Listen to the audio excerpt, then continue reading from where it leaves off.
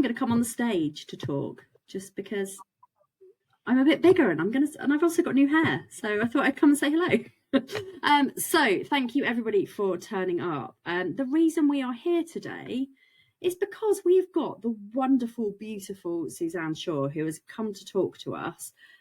She has got about an hour with us today. We have eaten into that time a little bit. Sorry, Suzanne, but we were just chatting random stuff.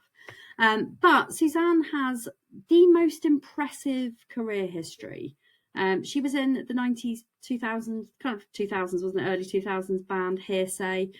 She has won Dancing on Ice. She's been in loads of TV programs. She's an actress and a singer and a now turned life coach, and has built an amazing life coaching business and a massive following on Instagram as well.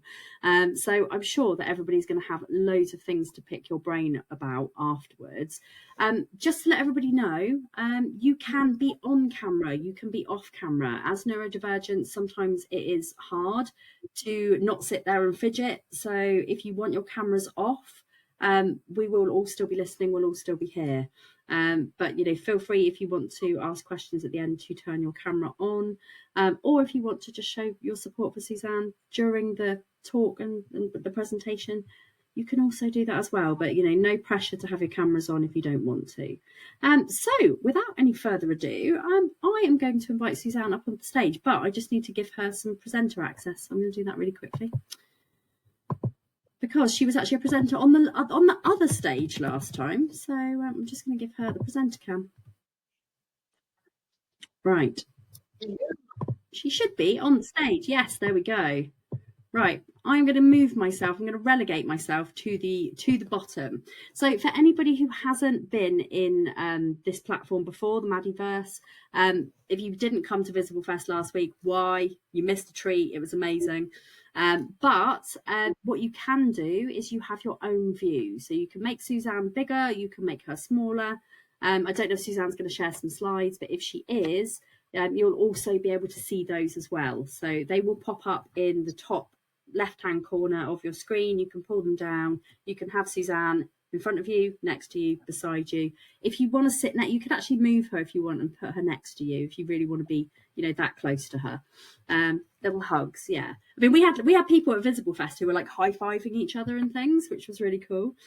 What I would love everybody to do while Suzanne is talking, please feel free to take photos, take videos of what Suzanne's talking about. Go and tag her on social media, tag me. We will both share it to our stories.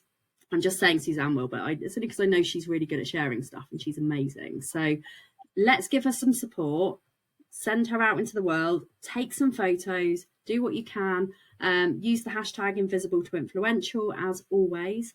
And Suzanne, the floor is yours, my lovely. Thank you very, very much. That was a gorgeous intro. So thank you, Maddie. I just want to say, I'll ask some questions during this, so feel free to type in, or if you do have your camera on, raise your hand or agree or disagree, whatever you want to do.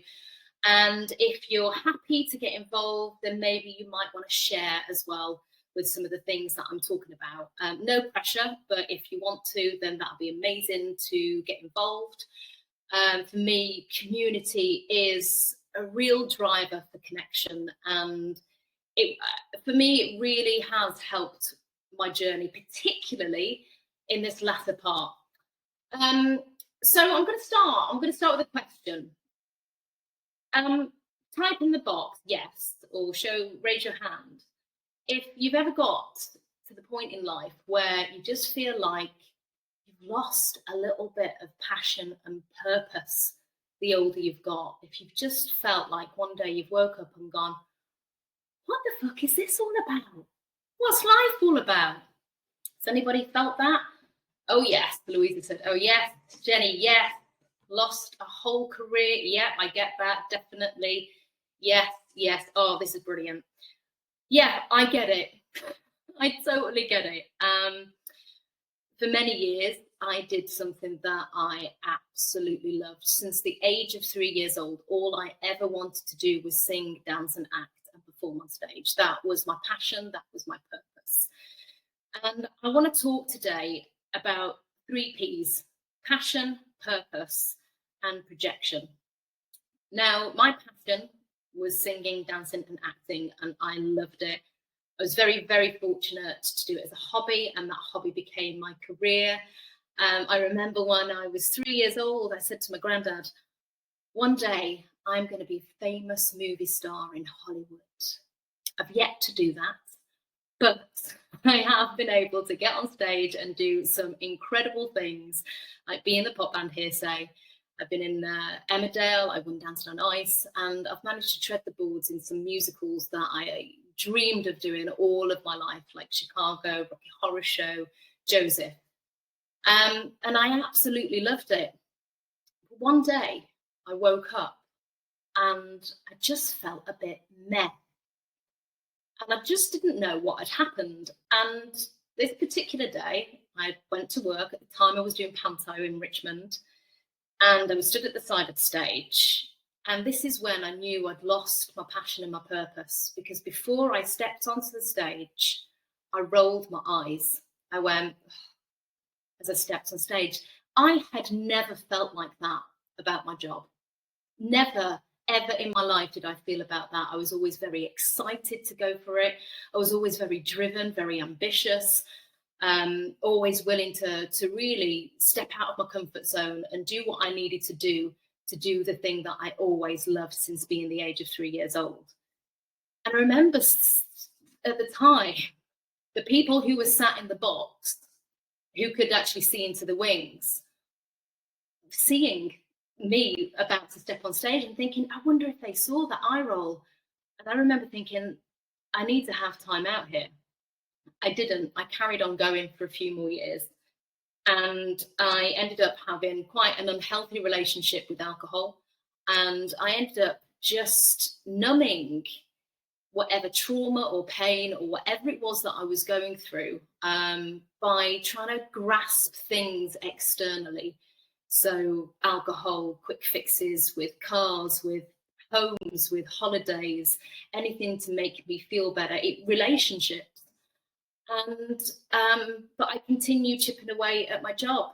And it wasn't until I realized I had to stop my job for the sake of my mental health that I realized I'd lost my passion and purpose in life.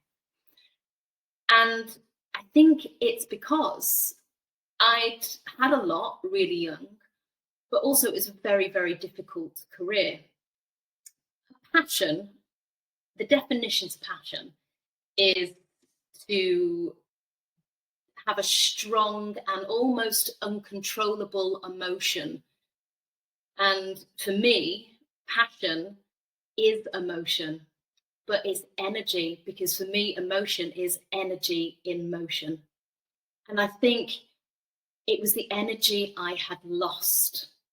I'd been doing the job from such a young age. I'd had fame at a very, very young age, at the age of 19. I had toured in the biggest arenas in the country. I'd worked with people like Lionel Richie and Elton John. I'd worked with the best producers. I'd had a lot at such a young age, but I'd also had a lot of rejection and a lot of negativity thrown at me along the way, whether that be through the papers or the public or through being in a job that constantly brought rejection. And I think I just got to the point where I'd lost energy. And because I lost the energy, I'd lost the passion, which meant I lost the purpose.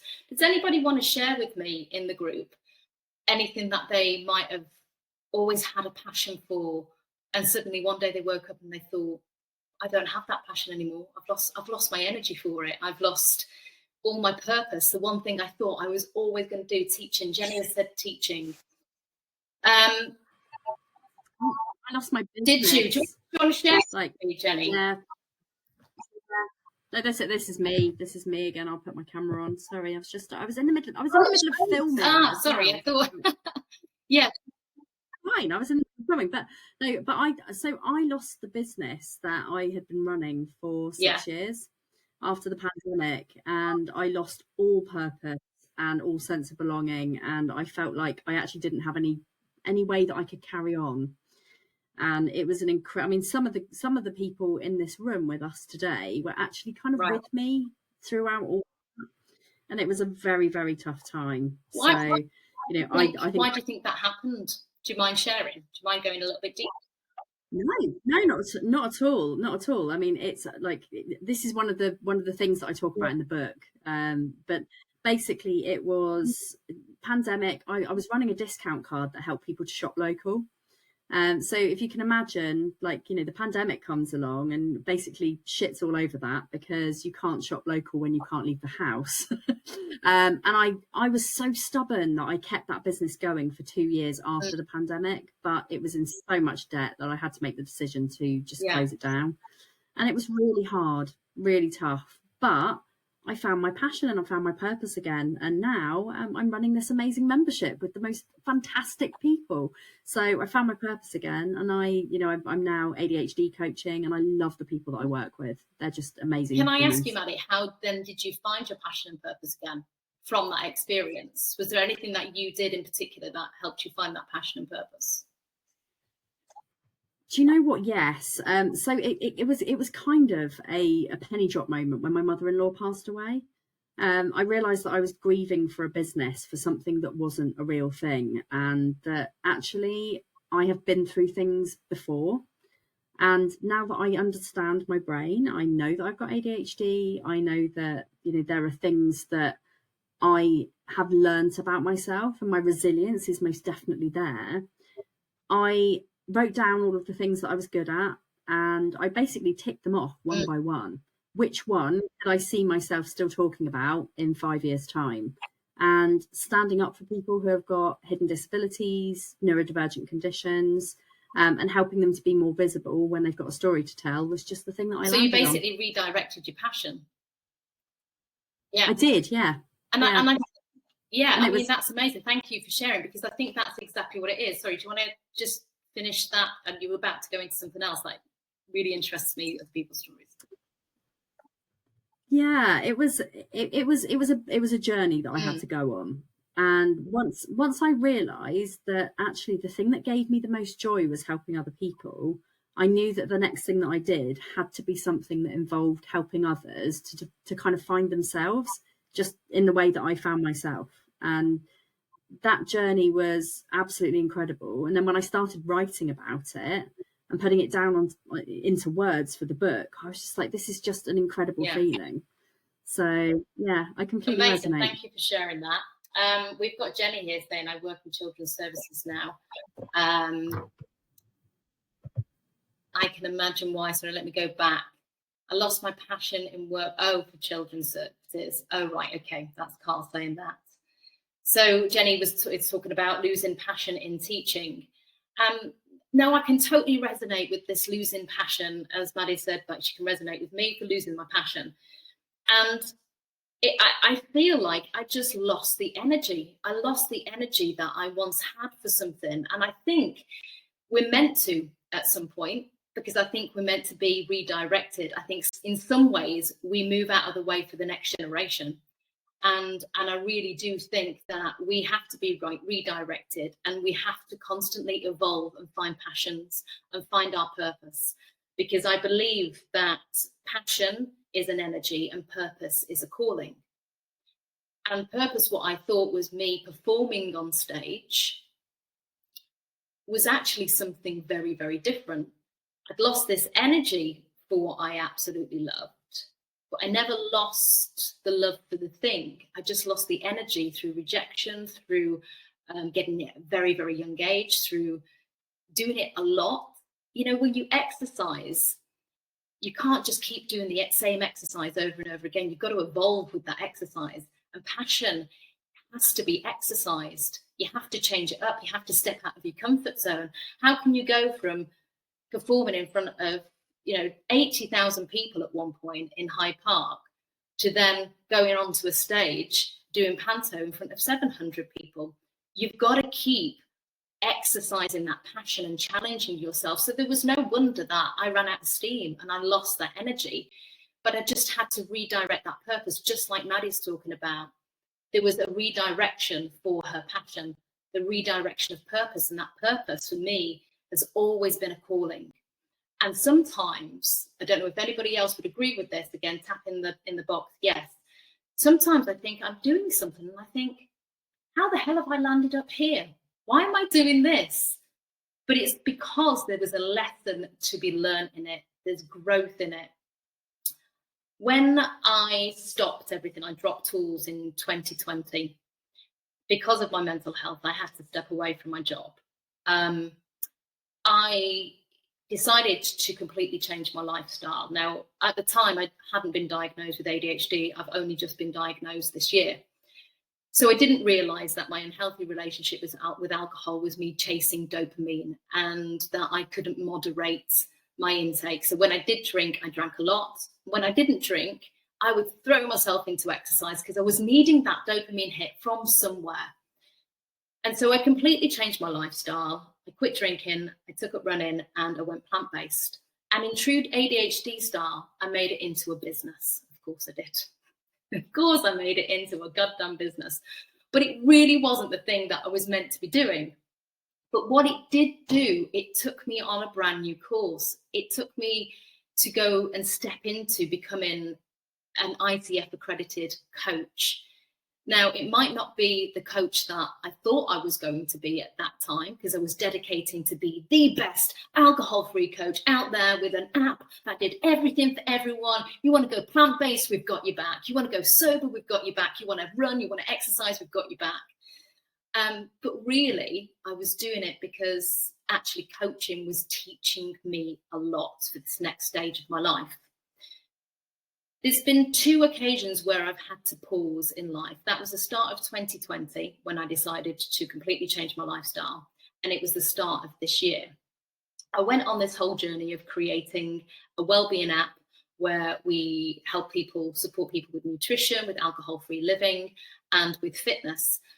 But as I'm going on this journey, and I found it very difficult running this app because technically it wasn't working all that well. It wasn't ending up being the community that I thought it might have been. And in the reality, as much as I loved helping and supporting people on their alcohol-free journey, it wasn't something I wanted to do as a job for the rest of my life. I love performing. I love doing what I do. So I had to take a pause at the start of this year. When I decided to stop the Happy Health Club and pause the app, I decided I just need to take a pause. I need to refocus. What is it that I'm trying to achieve? I know I love performing. I know I have this passion for being on stage, but I also have this passion for well-being and helping others and coaching others and helping them find their confidence and to combat self-doubt. And then I realized when I paused that in actual fact, my purpose and my passion has been to inspire and motivate. When I was 19 and I got into the pop band, the thing that drove me the most was when little girls used to look up and say, one day I want to be a singer just like you. And because we were the very first of a kind, we were the first reality TV show, it suddenly became possible from somebody from Ratcliffe who lived in a very small town whose chances of being famous on paper weren't really possible back then. But suddenly reality TV changed everything, and now fame is accessible. Anyone can be famous at any given time. Their reel could trend and suddenly you could explode and be famous. But what it was that I was really driven to do was to inspire and motivate people. Now, I've got a natural talent for singing, dancing and acting, and I love it.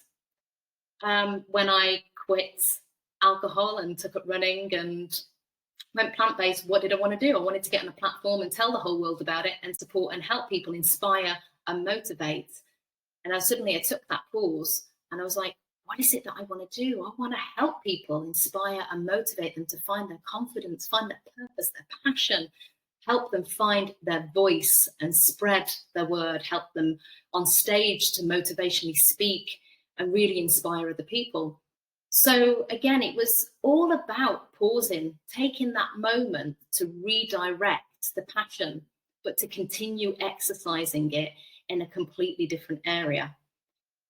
And there's been times where I've just been called to do stuff and I don't know why I've signed up for it. There was this time that I'm sat on the mountains of Croatia thinking, why the fuck have I took up running, gone vegan and quit drinking? Because I'm in the middle of Croatia, completely lost in the mountains with no idea how to continue on this challenge that I decided to take on.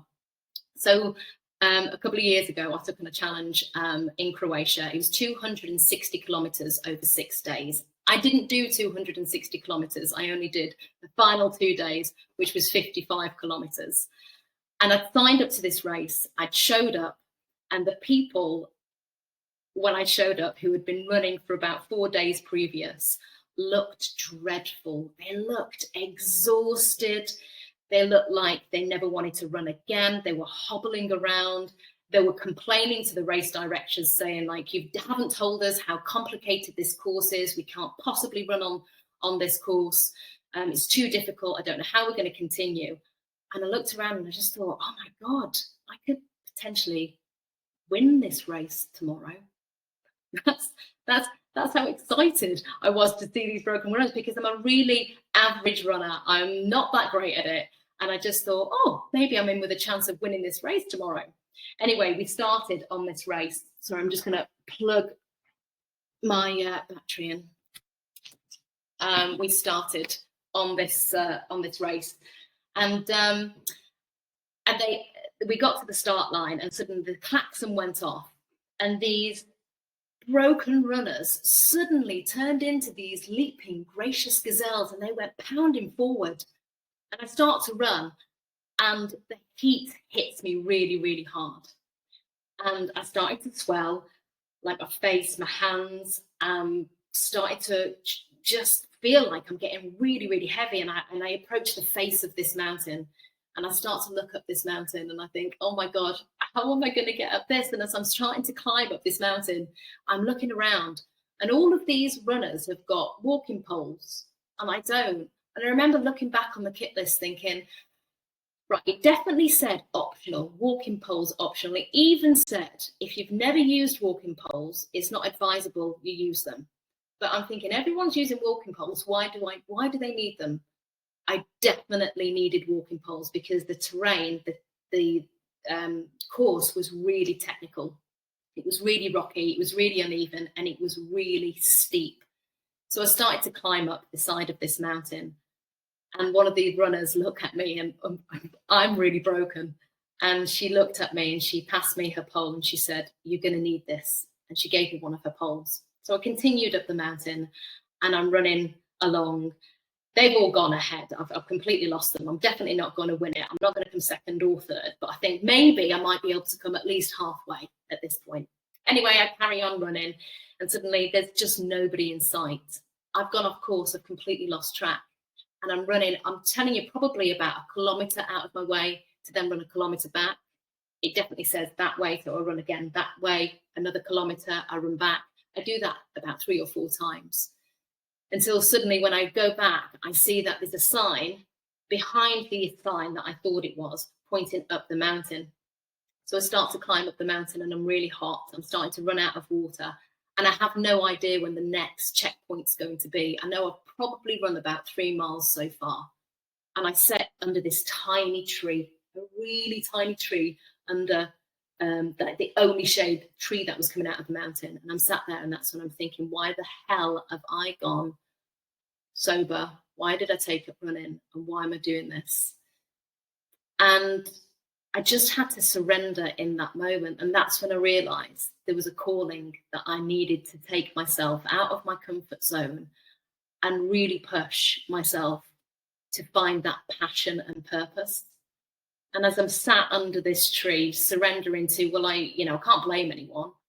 I wanted to blame my partner, as I blame him for everything. But I can't ring him. I'm out of signal.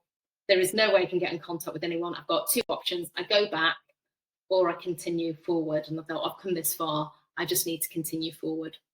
And when I thought about that and got everything together, and I stood up to continue forward, 2 very, very, very broken runners appeared up the mountain, and I was like, oh my God, I God. And I shared 8 hours on the top of the mountains of the Croatia with these 2 runners. Whilst I was on the mountains of Croatia, there was another runner that I was with, and she'd lost her dad in a very similar way to what I did, and we grieved our dads. We didn't do any running, we walked it, we shared sweets, we shared stories. There was at one point, there was a checkpoint, and we were there and we were refueling, and they were getting physio because they'd done quite a bit of damage to themselves over the previous days. And they were really just trying to put one foot in front of the other at this point. And I was like, well, I kind of know what I'm doing now. I'm all right. Maybe I can just kind of leave them behind and carry on myself. And my ego got the better of me.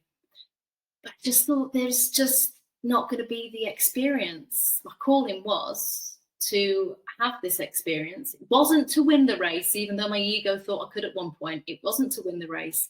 It was to experience this, because at one point or other, this is going to be a great story to tell. And I continued on the mountains with these people, and I had to have that experience because it taught me that community was absolutely everything, and that sharing my story and teaching and helping one another is what life is about. That was a calling, you know, to inspire, to motivate. And that's what we did with each other.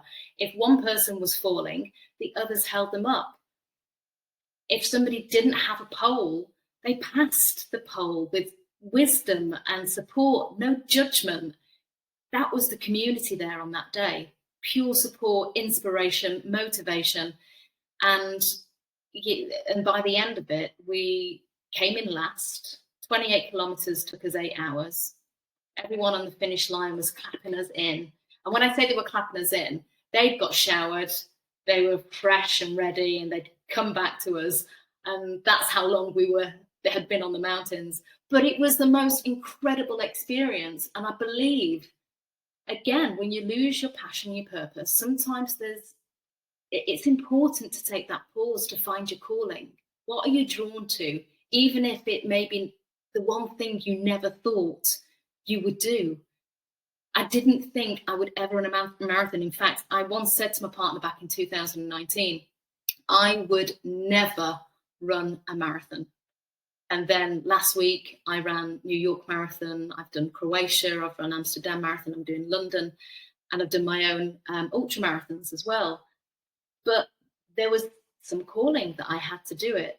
And that was to push myself, re-find my energy, find my passion and my purpose, and, you know, continue to do that in life. So I wanted to share that story with you.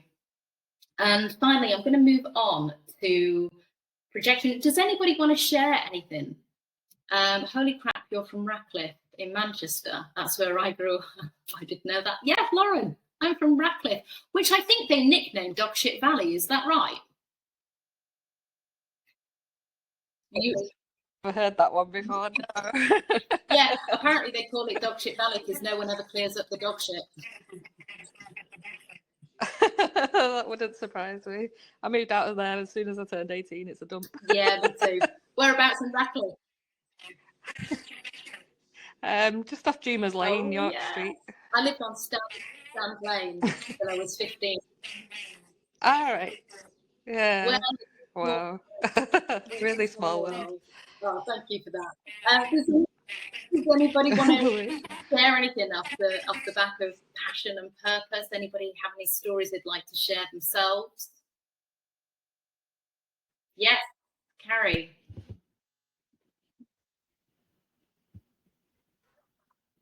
Oh, yeah, there we go. Sorry, switching mic on. Yeah, a lot of what you said just resonates. I'm like, yes, the whole passion thing. I was so passionate about what I did, and then I realized that I couldn't change things within the system, and so I left, but needed that time to decompress and completely change lifestyle. And defining it, doing things like not as amazing as the marathons that you've run, but I've always said, no, I'll never go to a gym, I'll never train for anything. And I did Tough Mudder. Again, I know it wasn't, I didn't do it where I was like running and Yeah. first through. It was like I was the one that people were pulling up, you know, and helping push over. And it was amazing. And then sort of I've collaborated as an author, and I never thought I would do that because school wasn't a place where I particularly thrived. So it's all those things, and it's taken a time, but once you find your passion, and I fell back in love with the passion that I had in what I was doing when I worked in children's services.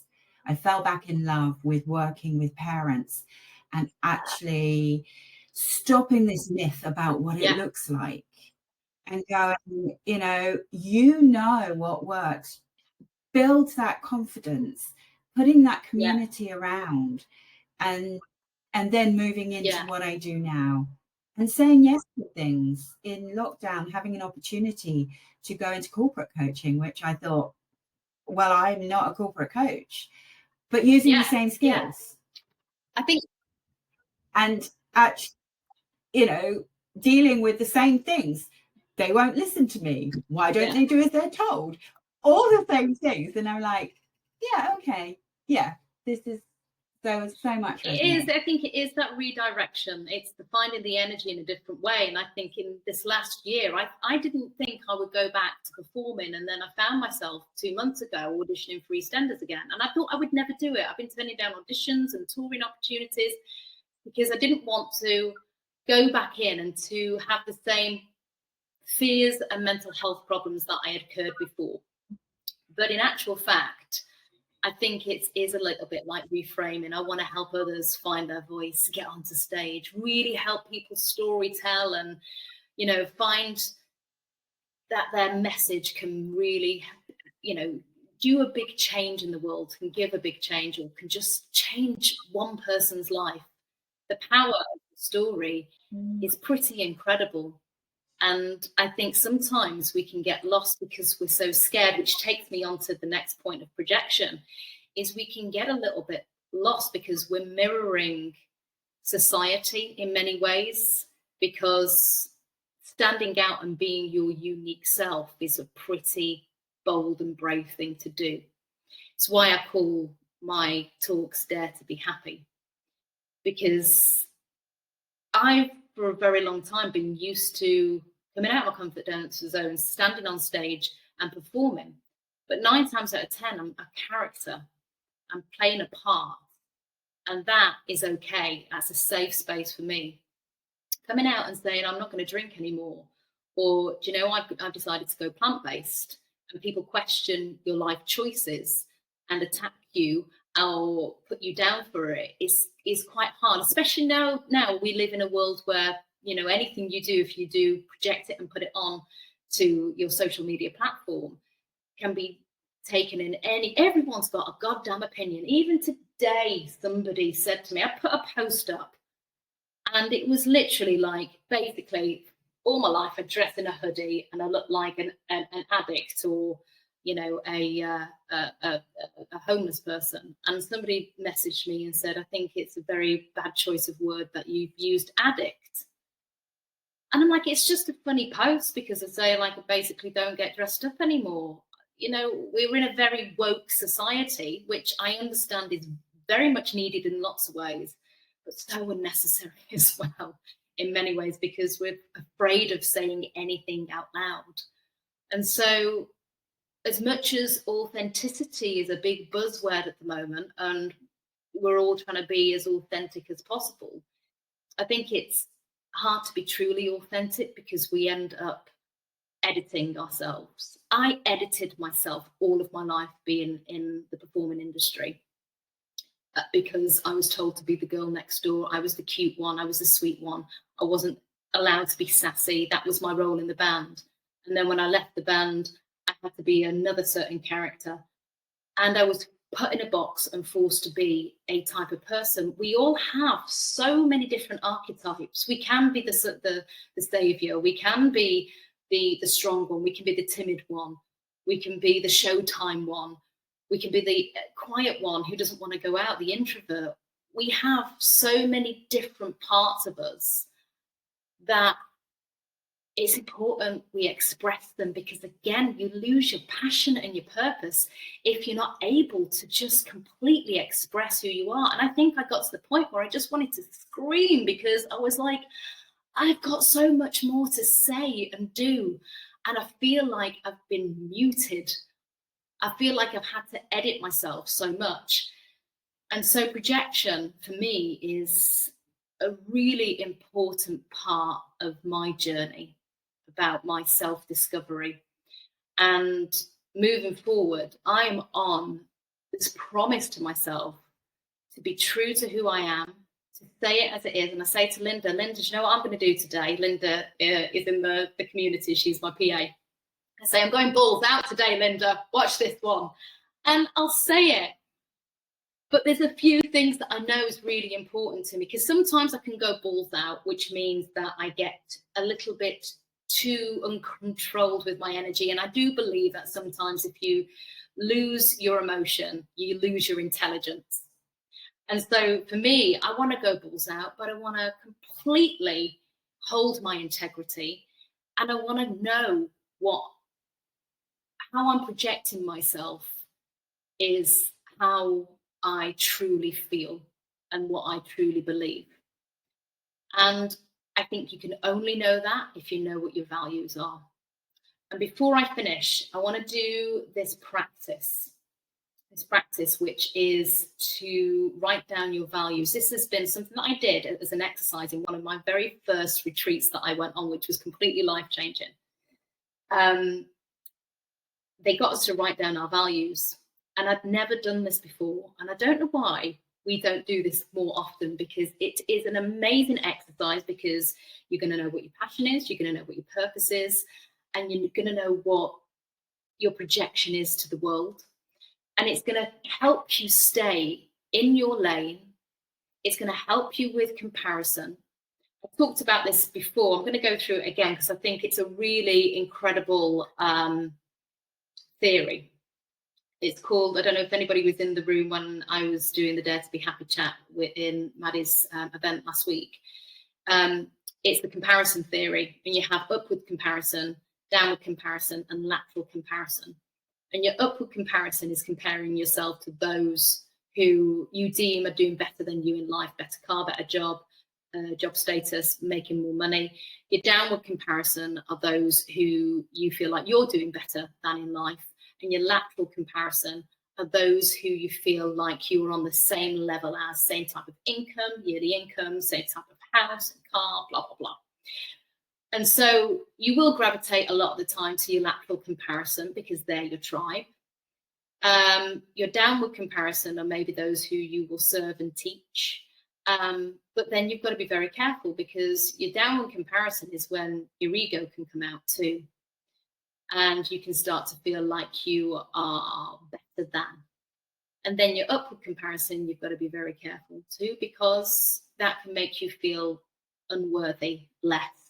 And when we live in a very social world where you're now seeing what the whole world, not just your neighbours, because this was all happening when life was very small, because it was a guy called Leon Festinger who came up with this theory that he used.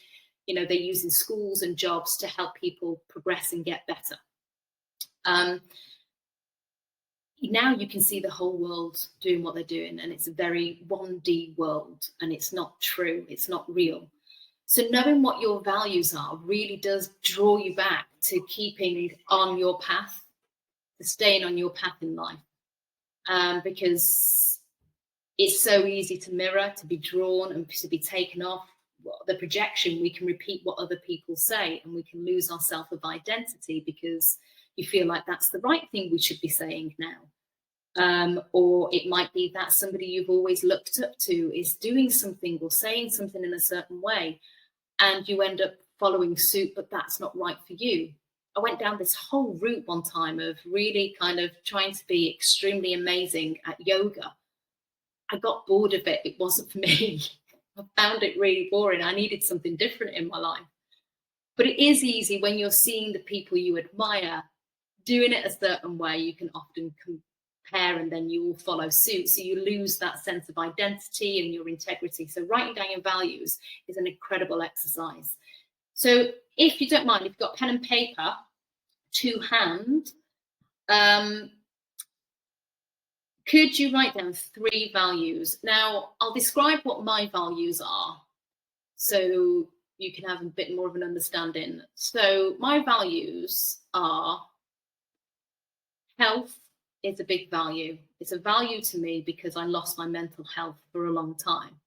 I didn't lose it. I didn't know I was ADHD. So now that all now makes sense and I can navigate life a lot better with my mental health.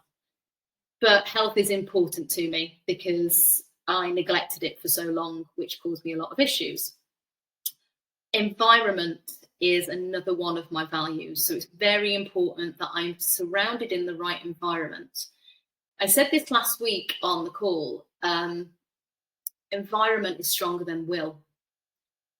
So for me, it's very important that I am around the right people in the right environment. And for many years, I gravitate towards a type of person who maybe was quite negative, quite aggressive, quite victimized in their ways, who would drink a lot, who may take drugs.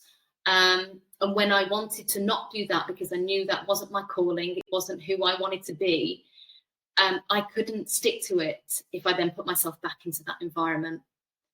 So environment is stronger than will. So that is why it's one of my values, environment. And then my other value is freedom. Now I say freedom because for a long time, my values were fame, money, and probably like holidays. Of course, you know, when you're younger, that's the kind of thing you say, because I think that's the new religion. I really do think, you know, no longer are the days that you're in a community and your religion is you go to church and you go by God or Christianity or whatever your religion is. I think religion is fame and fortune. And I think that's what people are aspiring towards.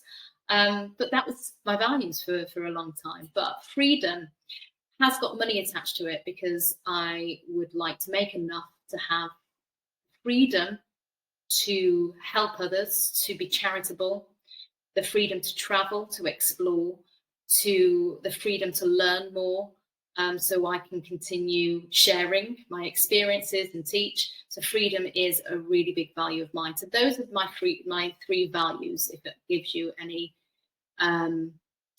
help or guidance on finding your values. So just take a moment to write down your values. And again, if you don't mind, if anybody doesn't mind sharing, please type it in the box, because I'd love to kind of finish up on a really big discussion of values before I leave you all to get on with your evening. Okay, we have got truth. Oh, it's Carrie. Truth of self, emotion, emotional well-being, family space. Love that. Authenticity, well-being, freedom. Yes.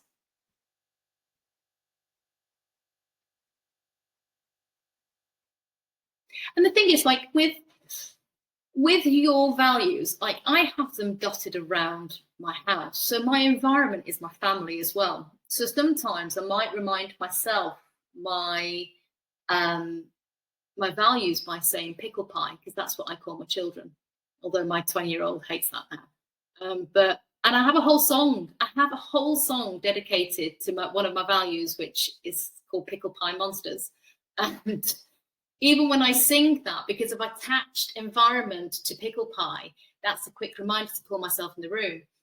And so when things come up, when a job comes up, if they do not check with my values, I have to say no, which is very, very difficult for me. Again, this is that part of projection, saying yes when you mean no. Know your values, because it's going to be easier to say no, even if you find that very difficult, which I know many of us, particularly if you're neurodiverse, I think it's even harder for us to say no, for many reasons, which I'll get into on another chat. But we're people pleasers. we're people pleasers, and I think that's part of just needing validation. And again, if you're practicing your values every single day, it's going to help you be able to navigate your way, keep your passion, keep your purpose. It's going to help you project the right message, what you want to communicate with people, how you want to lead your life and your family home, if you know your values, and share those values with others so they know what page you're on. Sometimes I'll say something to somebody when I'm kind of a little bit off guard, I'm a bit tired, and I'm not really knowing where I am, and it's not what I mean. And I really wish I had just gone into old ways or mirrored somebody, because I just didn't want the confrontation of disagreeing. So I have to practice my values every single day. It's part of my intention setting, it's part of my affirmations, it's part of a daily practice for me. And it helps me prevent people pleasing when there's no need to people please. Chaotic goodness.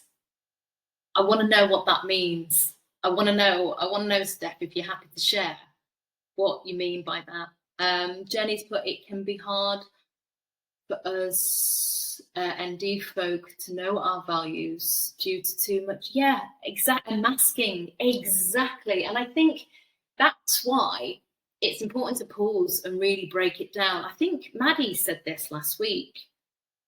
You turn to what you were good at. You said, I wrote down what I'm good at. Is that what you said last week? And I thought that's really good. Yeah, it was. Yeah.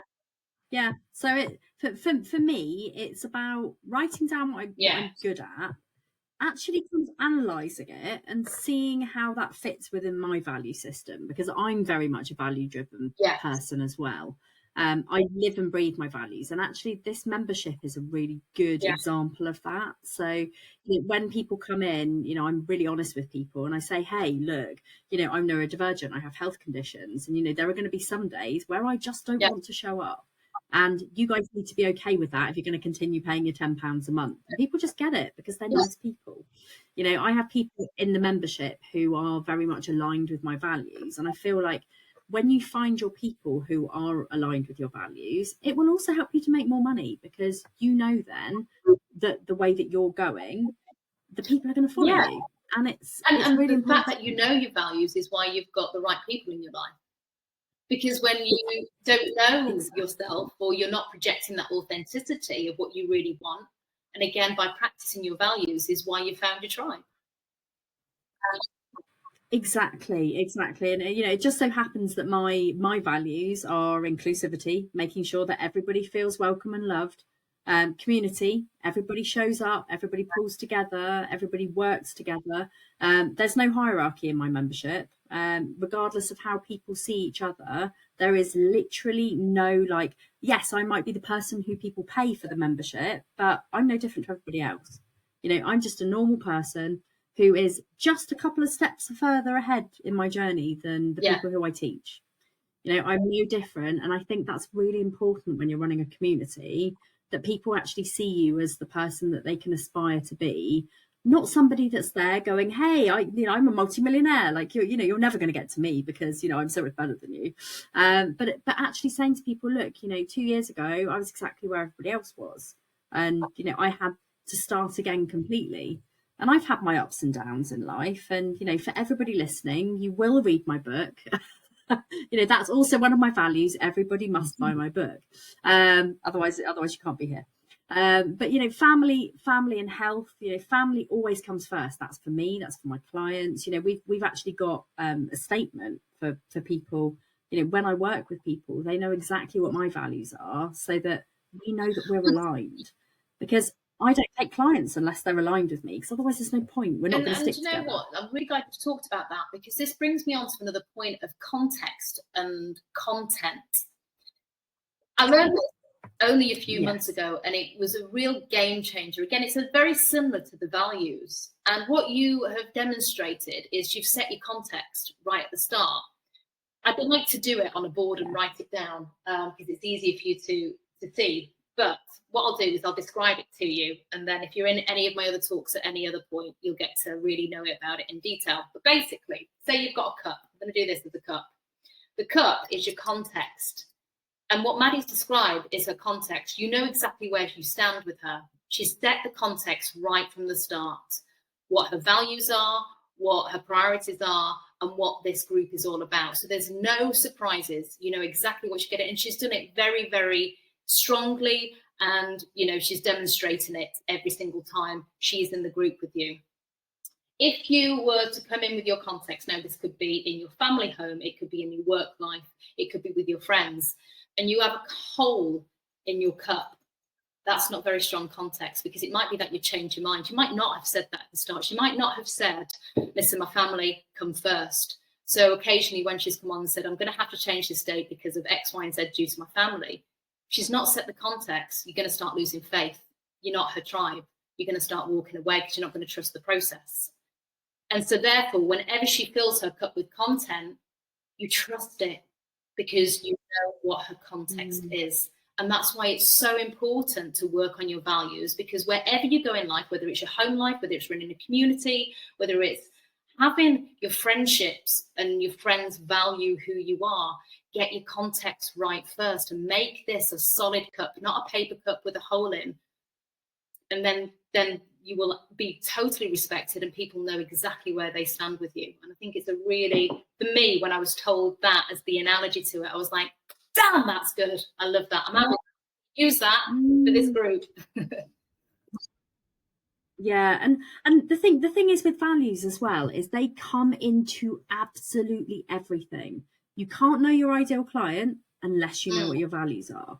You can't go out into the world and create TikTok content without knowing what your values are.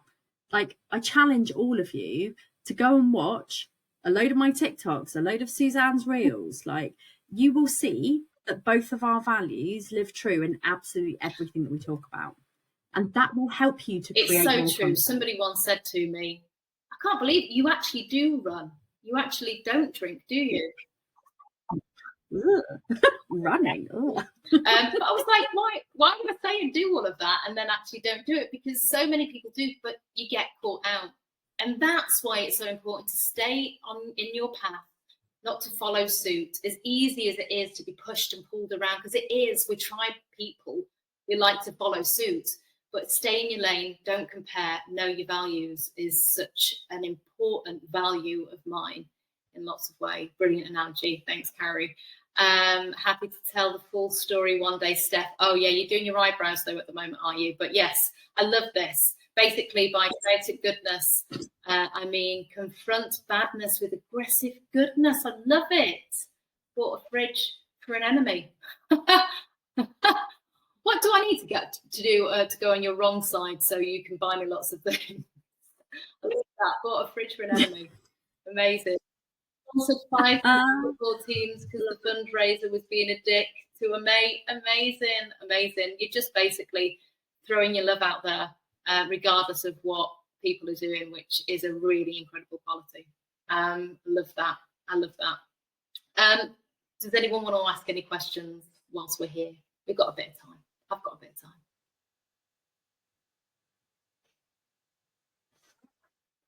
I'm going to close the chat box a little bit just so I can see people behind the chat box. Why do people sit behind the chat box, guys? Like, remember next time when you come into one of my sessions to not sit behind the chat box. I can't see you behind there, lurking. Does anybody have any questions? Come on. I mean, I want to know what's happening with these EastEnders. I mean, like, that's... I didn't. No, I didn't get the part. You know, funny story. Funny story. So my son has decided to go into acting, and his dad's an actor. His dad's Darren Day, if anybody knows who Darren Day is. So they both auditioned for a brand new family that came in. If you watch EastEnders, it's a new family. There's dad, 2 sons, and they're part of the Mitchell family. They auditioned for that part and they didn't get it.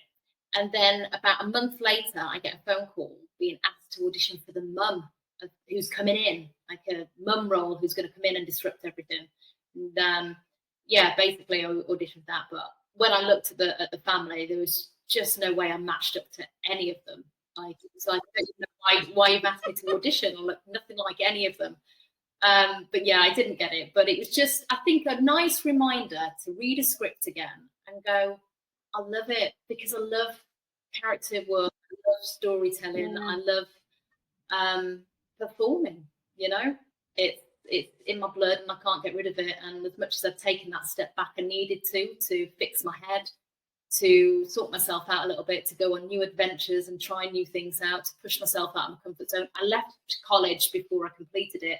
I've never got a degree or even a diploma. So it was nice to go back to school and get education that I thought I never would, but it helped me so much, not just in this new line of work, but just, you know, be a better parent and a partner.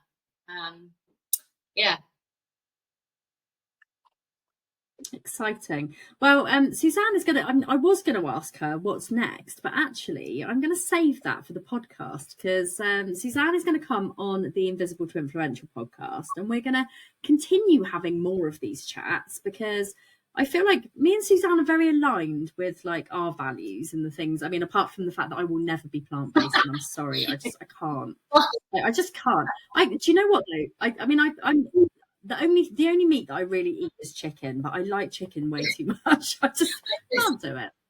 But the alcohol, get in the bin, alcohol. I love that. I love that. No, I mean, it's been a pleasure to be in here, and you know, I'm launching a brand new community. I had my Happy Health Club app, which I paused, and that is actually going to go into something completely different, which I'm going to talk about next year. But yeah, I'm launching a new community to help people with confidence. Any coaches out there who are interested in speaking or being on stage or just overcoming self-doubt, I'm launching it next year, early next year, the new membership. And I'll be running lots of courses and doing lots next year around health, well-being, but for coaches. And so if anybody is interested in signing up to the community or being on the waiting list for the launch, then I can tap in here very, very quickly. Yeah, Linda, if you can chuck the link in the chat, that would be amazing. Is Linda, are you doing it or shall I? Oh, yeah, Linda's on it. She's on it. But my website on there, there's a waiting list for the community. It's a low ticket price. It's not going to be a silly price. It'll be a monthly membership where I'll run my morning practice routine every Monday. It'll be called Never Miss a Monday. I'll be running that to help people set their intentions, a bit of meditation, a bit of movement to start the week off. And then every week I will do a coaching session in there and I'll theme it every week to help again with confidence, imposter syndrome, speaking, getting on stage, sharing your message. And then there'll be lots of tips and tricks, motivational things, and I'll even throw in any kind of health or well-being tips and tricks, anything that's really needed. So that'll be the basis of the membership. But yeah, I'd love to see you all again, whether it be in here, in my community, on the podcast, or whether it's when Maddie's on a UK tour with her book. That is going to happen. That is. If you're writing the foreword, you're going to have to be the guest of honour. So, like, you know, it's happening now. But by the way, just while we're on the subject of boundaries, like I have kind of pushed you into that live on a thing. Please say no if you want to. Because we just spend the whole hour. Know your style. You announce it live in front of everyone, and and I accept that, and I actually really respect you for that. So I'm happy to go with it. Wait until Do you know what? Fucking rock. You get in the bin. Like, she can go with the alcohol. She can get in the bin because move over. Suzanne Shaw is now doing my foreword, and she snoozed and she loosed. So, like, exactly. You know, her own fault. Exactly. No, it's been a pleasure. Thank you for inviting me into your community. It's really nice. Well, I would love you to actually be a member of Invisible to Influential. So I'm going to send you an invite afterwards because I would love you to come and join us and hang out with us and, you know, actually see what the community is all about, because, you know, we are a bunch of incredible people. There's lots of lovely people that I think you could collaborate with. And, you know, that's another one of my values as well as collaboration. And I think that when we collaborate with other people, we get further ahead in life. And, you know, it's really nice important, collaboration. And I think I've only learned that later on in my life, because being in an industry where it's competition over collaboration, you start to learn it the hard way. And collaboration is way nicer, way more enjoyable. You can't do it on your own. There's no point in doing that. You've got to do it together.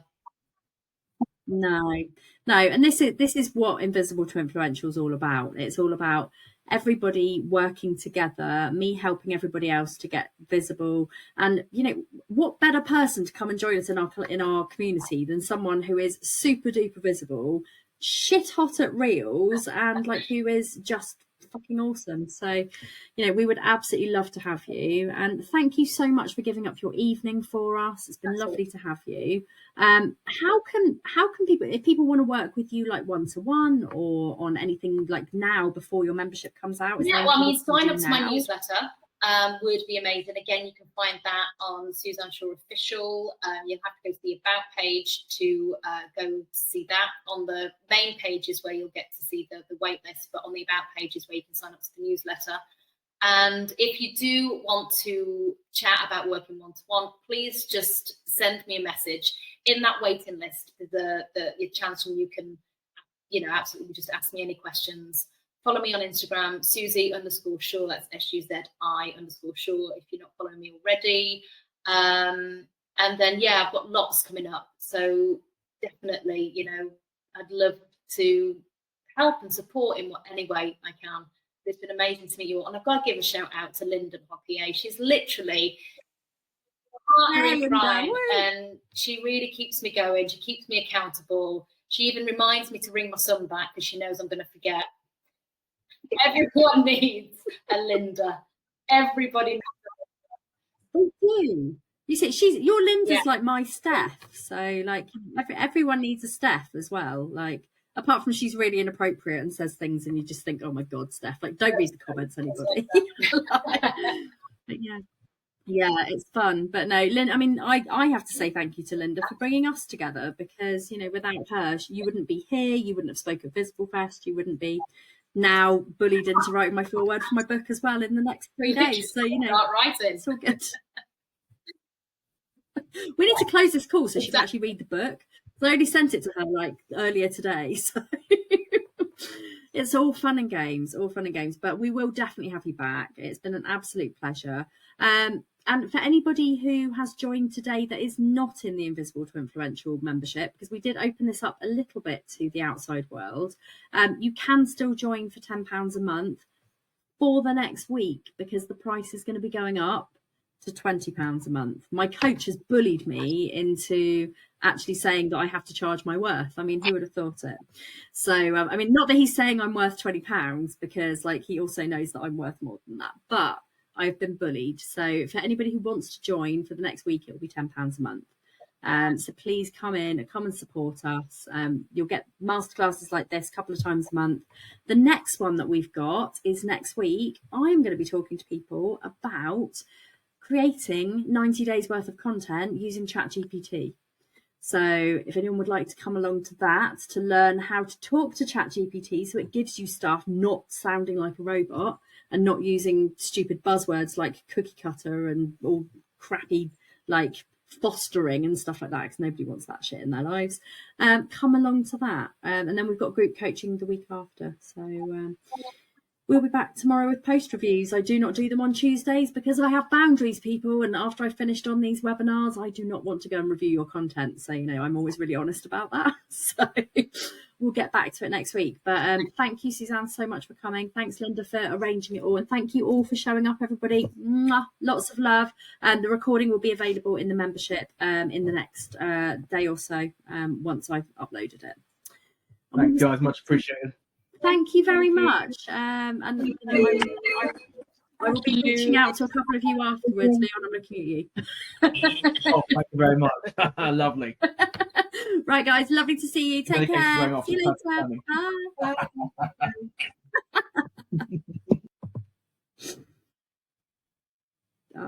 If anyone wants to stay and chill for a bit or ask me anything, I'm also here. So I just need to actually stop the recording. Hang on.